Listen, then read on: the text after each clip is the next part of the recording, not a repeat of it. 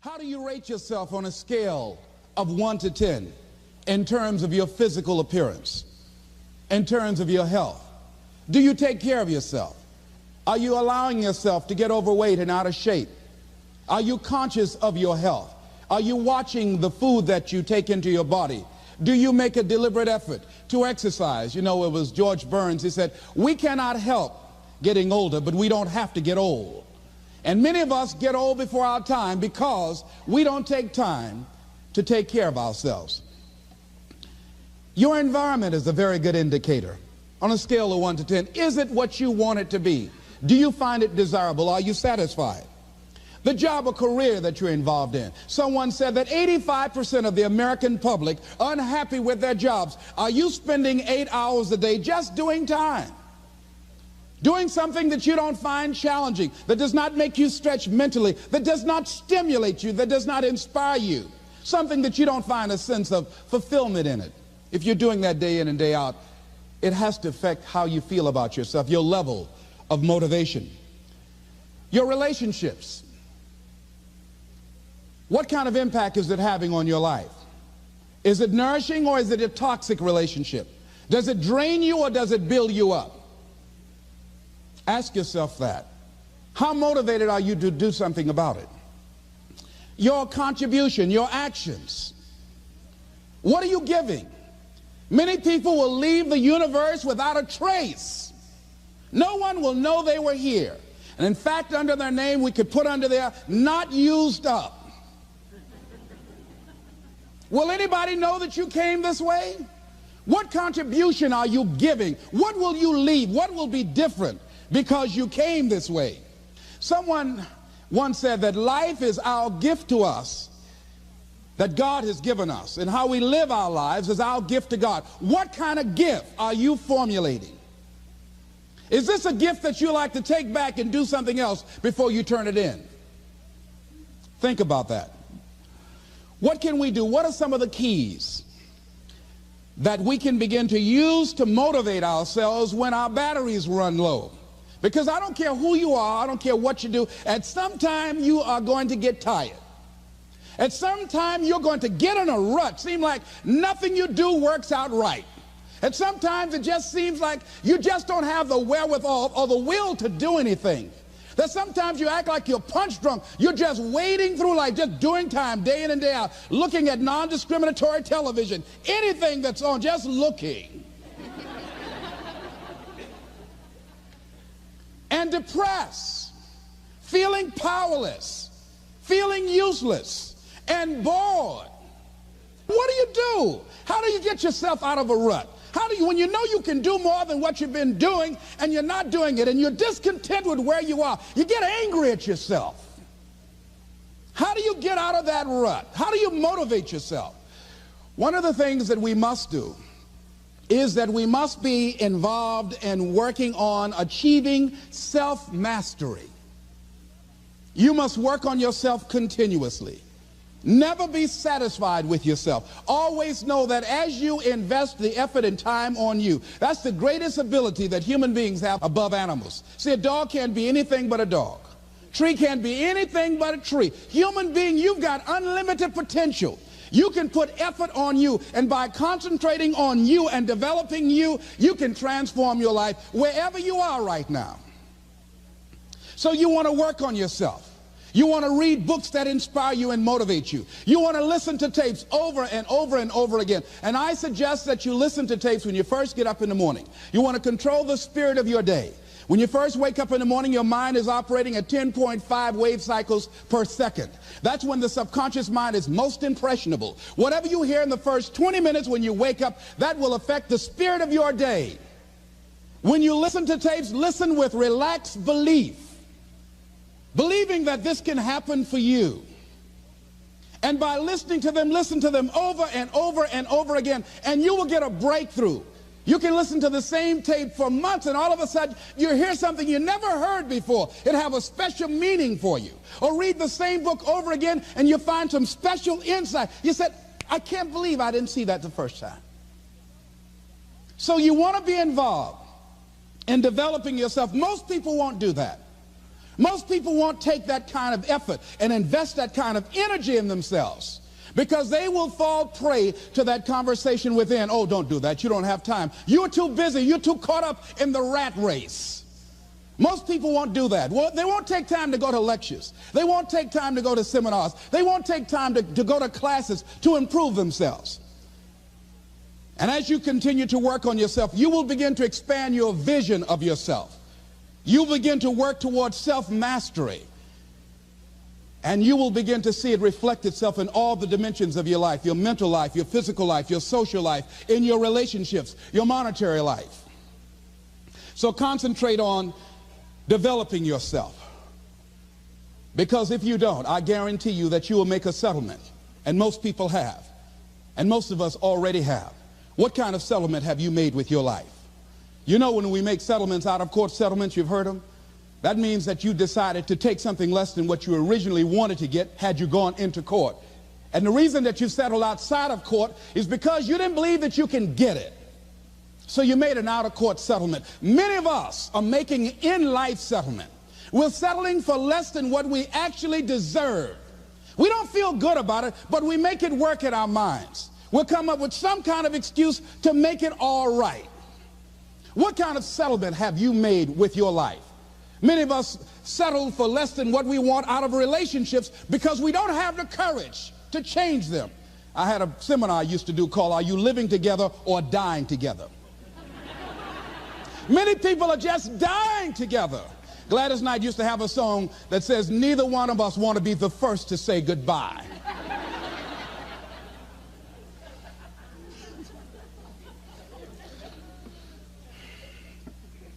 The next thing is, in order to begin to find some keys to self-motivation to drive yourself, in addition to working on yourself, and as you work on yourself, you feel good about yourself, and as you feel better about yourself, you treat yourself differently. Develop a health plan. See, you can't feel well and do well if you don't have good health. You can't perform if you don't have your health. Your health is valuable. Develop a health plan. A plan that you will follow, because this is the only vehicle that you have to carry you through this experience called life. And you want to take good care of it because you love you enough. You care enough about you. And that's not easy. It is not easy having a health plan and sticking to it. But you're worth it doing it again and again and again. I have lost 22 pounds several times. I always do it. I love potato chips. People who know me know I love M&M peanuts. I love peanut butter and jelly sandwiches. I love my mother's sweet potato pie. I love this. It's not always on my health plan, but I put it on there sometimes. I said life is too short to go without sweet potato pie. If I go tonight, I want you to slip a slice of sweet potato pie in my casket. And watch the smile on my face. Next thing is, as you take care of yourself, the next key is keys to motivation, to self-motivation. You want to live life with energy and passion. You want to make a conscious effort to be lively. See, in life, you either saying hello or goodbye. You either on the way or in the way. Leave dead people alone. Some folks just walking around looking sad. How you doing, honey? Stay away from these people. Just go away from them. It affects you.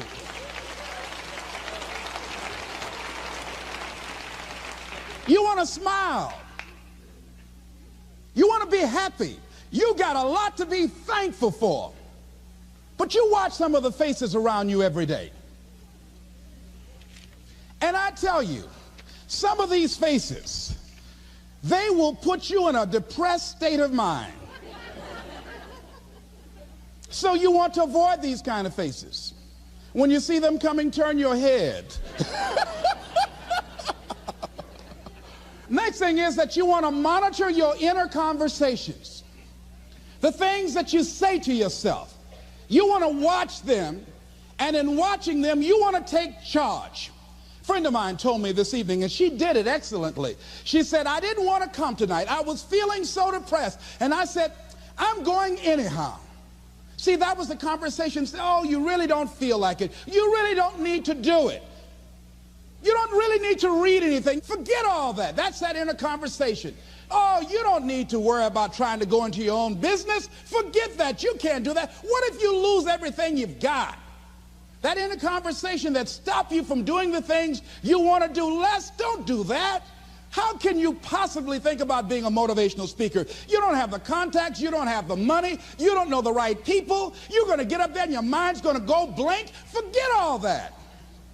You remember that time you got up before some people and you panicked? You stood up and your mind sat down? Don't you remember? And I said, yes. And then I said, shut up. So you've got to learn to stand up to yourself inside yourself and short circuit, override that conversation that's always going on. 85% of what that conversation will tell you is negative. It's negative. It will tell you you're tired when you really are not tired. It will tell you you can't do it. It will fill you with fear. So you've got to watch that conversation. And when you find it going on, you've got to stand up to it and say, I'm going to do this anyhow. I'm afraid, but I'm afraid not to do it. And I'm not going to let you stop me. The biggest challenge that you will have in life is you. There's an old African proverb that says, if there's no enemy within, the enemy outside can do us no harm. The next thing that is a key to self-motivation is that you've got to ask yourself, what do I want out of life? What do you want out of life? What do you want out of a job? What do you want out of a career? What do you want out of a relationship? What do you want? What gives you your life? How will you know when you got it? What will make you happy? You need to know. You need to start asking yourself some questions. What do I really, really, truly want? You need to be exact about that. Don't be vague. Oh, I just want to be happy. That's too vague. What will make you happy? How will you know when you got it? Zero in on it. Be exact. Be specific. And as you do that, that will stimulate that superconscious mind or the reticular activating system of your mind that will begin to find those things, to identify with it. And once you begin to determine that which you want, take the time to write it down. Don't just think about it. Write it down. That is a subjective process that engages the subconscious mind. Write it down. Once you write it down, read it 3 times a day, morning, noon, and night. Why is that important? Because what it will do, it will cause you to focus. It will cause you to concentrate. When that other conversation is going on telling you what you cannot do, telling you all of the impossibilities and all of the obstacles, your concentrating will begin to create a larger vision within yourself, and you'll start looking for and seeing some new opportunities. You start creating some openings for yourself. As you begin to read that every day, day in and day out, that will make you focus. That will discipline your thinking. And you'll get all kind of creative ideas. As I talk to you right now, being involved in this immersion process, you're going to create some openings for yourself. You're going to get some ideas. You're going to feel your adrenaline flowing, and you're going to think about something, some idea you had, and you say, I want to go back and I'm going to look at that again from a different vantage point, not from the level of the problem or the obstacles that I encountered, but from a higher vantage point. Because what you will begin to see and to know as I talk to the higher consciousness within you, that you are powerful, that you are a miracle worker. And that inner conversation has conditioned you to believe that you are not. And as you begin to discover the truth of who you are, whatever challenge that you're facing in life, and if you're living, you're facing some challenge, you'll begin to know that you're powerful and that you're a miracle maker. So as you begin to write down exactly what it is that you want, read it every day. The next thing is, see yourself there. How will you feel once you get there? What will the experience be like for you? What will be different? What kind of person do you have to become in order to get there? Visualize yourself there, living the experience. I remember when I ran for state representative in Columbus, Ohio, and I had a lot of people telling me, and you got to watch not only the conversation within, but the conversation without, telling me, Les, you can't possibly win. You can't do that. And I went down to the legislature, and I saw myself. I knew what I wanted. I saw myself in the chair. I pointed out the chair that I wanted. I used to go and sit up in the galleries and watch the legislative process. I used to go to the committee meetings and listen to legislation being introduced. I learned how to write legislation, how to amend legislation.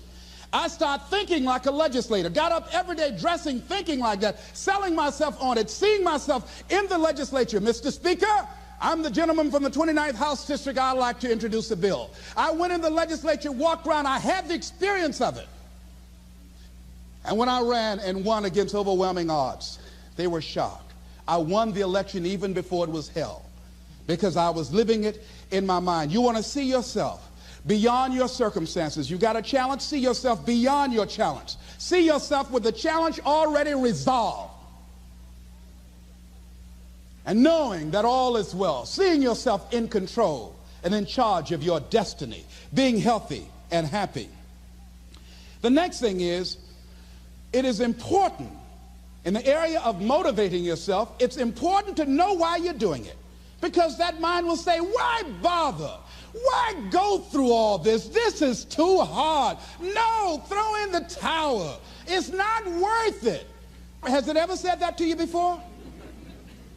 Here's how you can handle that. Here's how you override that. Write down 5 reasons why you deserve it. Why do you deserve what you want? Why you? Why do you deserve it? What meaning and value will it bring to your life? What's so different about you that you deserve your goal or this goal? And when you write down those 5 reasons, when you have some down moments, and you're going to have them, when that conversation starts talking to you, and it's going to talk to you, what you will do is you can pull that out and read it, and it will build you up. It will be your rod and your staff to comfort you through some challenging moments, because you're going to have some. Life will knock you between the eyes.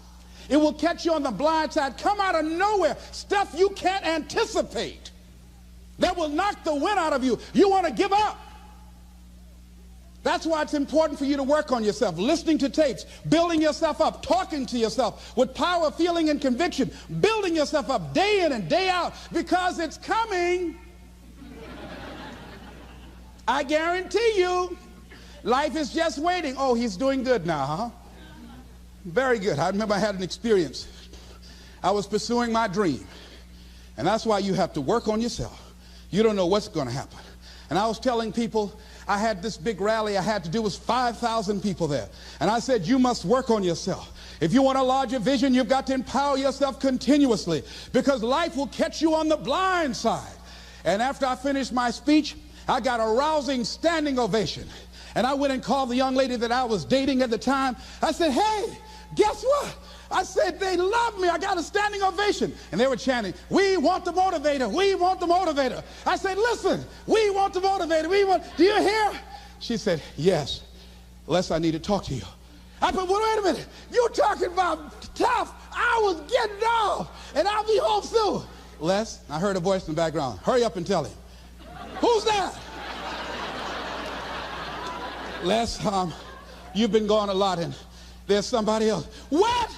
And they came in. Les, come on, Mr. Motivator. They want you back out there. Wait a minute, hold a minute. What'd you say? I'm sorry, there's someone else. And I heard the voice say, hang the phone up. Clump. I say, wait a minute. I say, hey, Motivator, come on, they want you. Can't you hear them cheering? I say, okay. I say, when you working on a larger vision, I say, you got to really work on yourself, because life will catch you on the blind side.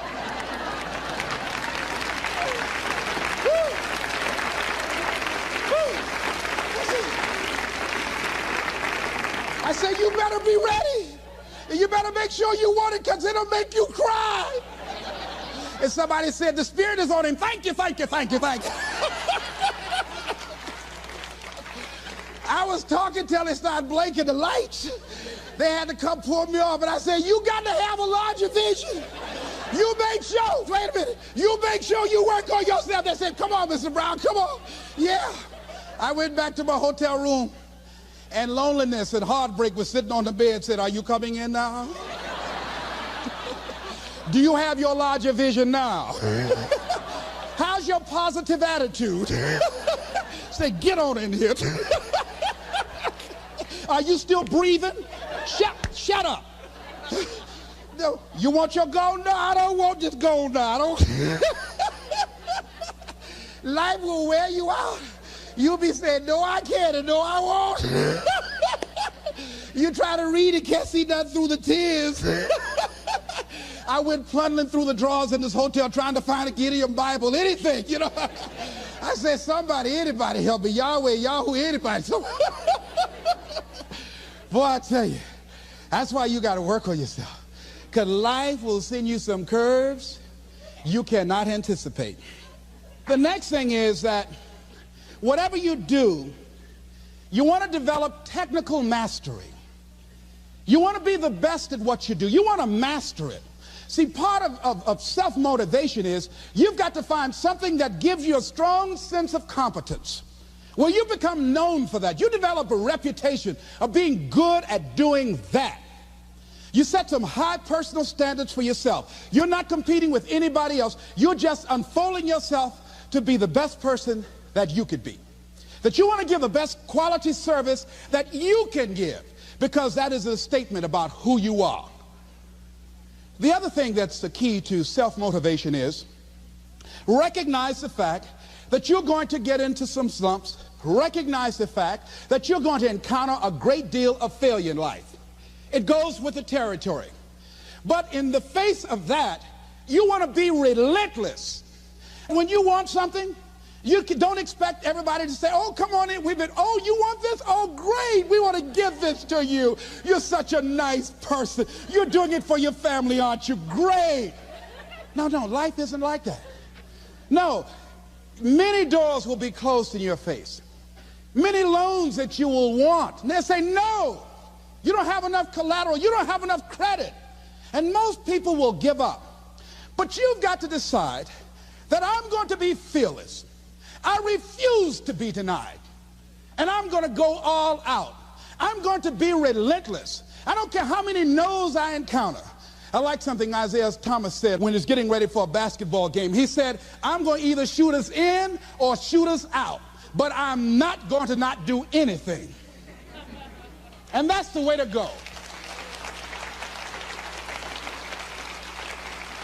You can't make a basket unless you shoot the ball. You can't hit a home run unless you take a swing at it. Most people won't even take a swing.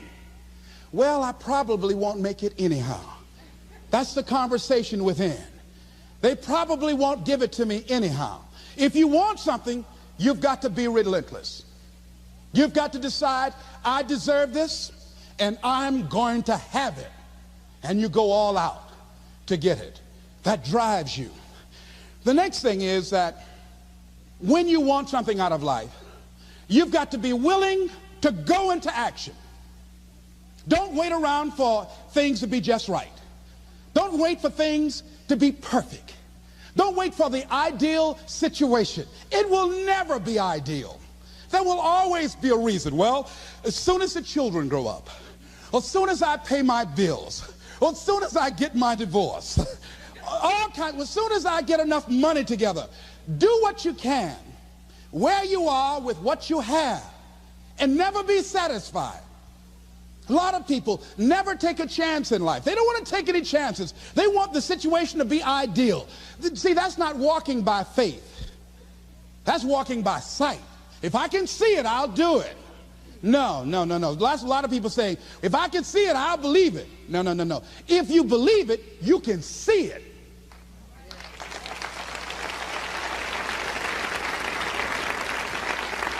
And don't be disturbed because no one else can see it. That's not unusual. That is ordinary. But because you want some different kind of results in your life, you've got to be willing to be unreasonable. If you want unreasonable results in your life, you've got to be willing to be unreasonable. Part of being unreasonable, you don't judge according to appearances. Part of being unreasonable, you can see it because you believe it.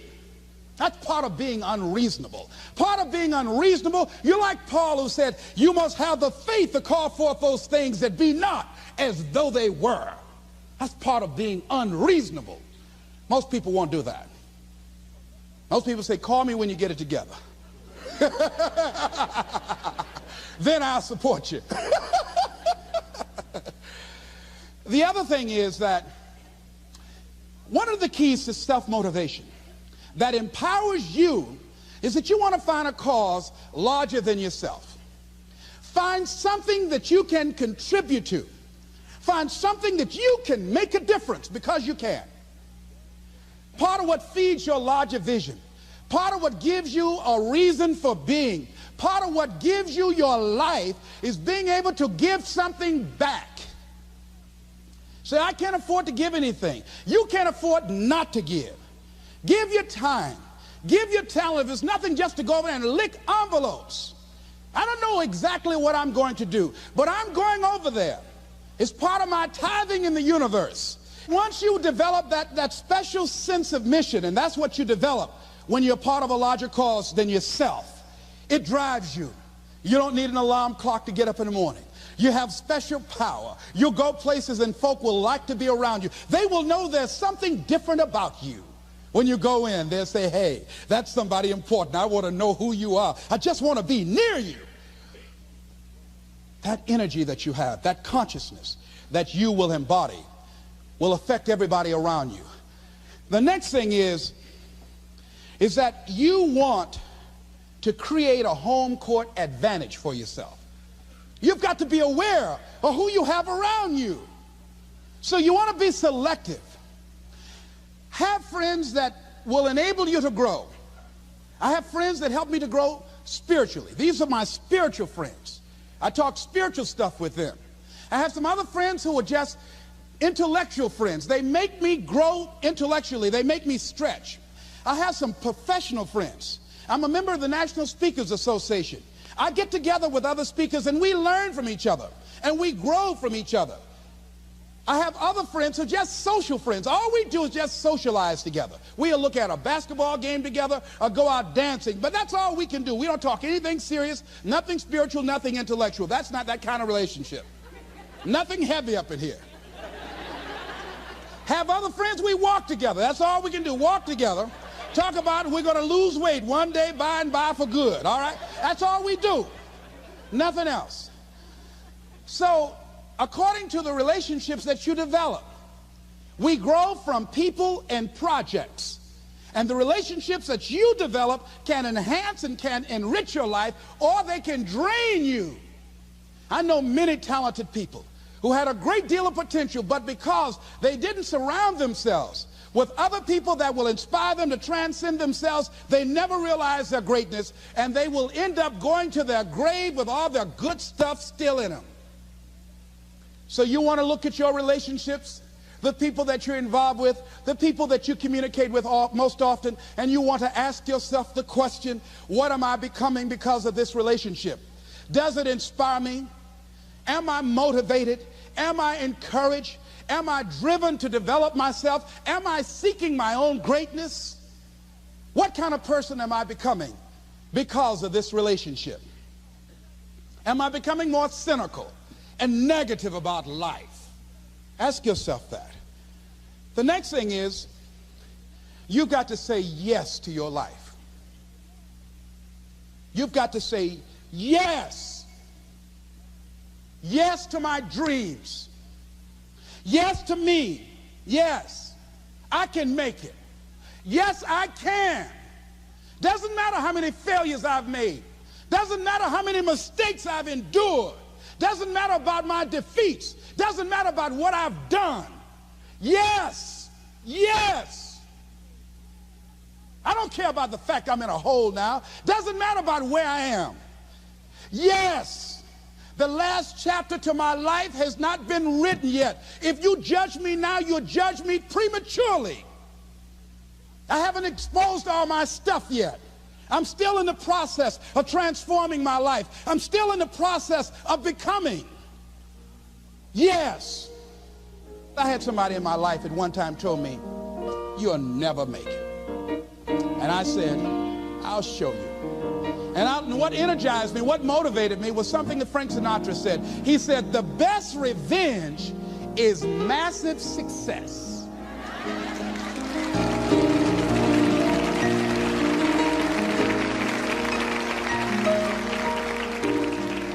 I'll show you.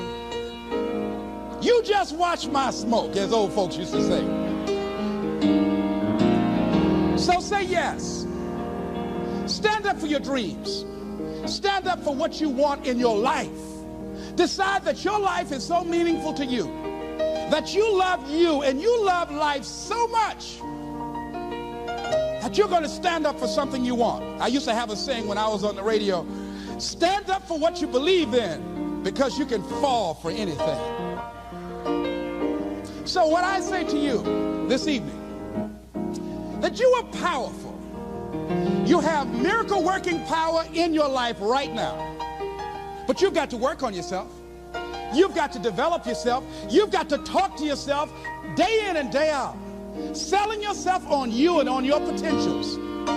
And you've got to know that you are worth all of your effort. And that the key to your motivation, as you get a larger vision of yourself, is to know that you have something to give, is to know that you have a reason for being in the universe at this point in time. I want you to stand up for your life right now. Anybody want to stand up for your life? Stand up for your dream? Stand up for your dream.